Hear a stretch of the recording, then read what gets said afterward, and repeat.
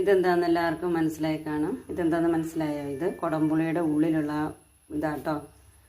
അത് നമുക്ക് എന്താ ചെയ്യണമെന്ന് ഞാൻ കാണിച്ചു തരാവേ. ഇതുണ്ടോ, ആ കുടംപുളിയുടെ ഉള്ളിൽ ഞാൻ അതിൻ്റെ നീരെല്ലാം കൂടെ ഞാൻ പിഴിഞ്ഞെടുത്തു കേട്ടോ.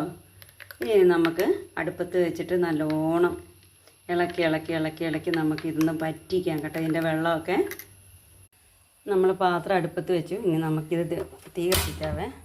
നമുക്കിതിങ്ങോട്ട് ഒഴിക്കാം കേട്ടോ. ഇതൊഴിച്ചിട്ട് നമുക്കിത് ഇളക്കി വറ്റിക്കാം. ഇതുണ്ടോ, ഈ ഒരു പരുവത്തിൽ ഇത് വാങ്ങാം കേട്ടോ. എന്നിട്ട് നമ്മളൊരു ചൂടാറി കഴിഞ്ഞിട്ട് നമ്മളൊരു ഭരണിക്കകത്തിട്ട് വെച്ചാൽ കേടും കൂടാതിരിക്കുക. എന്ന് വെച്ചാൽ ഇത് നമുക്ക് മീൻ കറിക്കൊക്കെ ഉപയോഗിക്കാം കേട്ടോ. പുളി ഇല്ലാത്തവരൊക്കെ ആരെങ്കിലും മുഴുവനോടെ പുളി തരുവാണെങ്കിൽ ഇതും എടുത്തിട്ട് നന്നായിട്ട് ഇതുപോലെ ആക്കി വെച്ചാൽ ഉപകരിക്കും കേട്ടോ.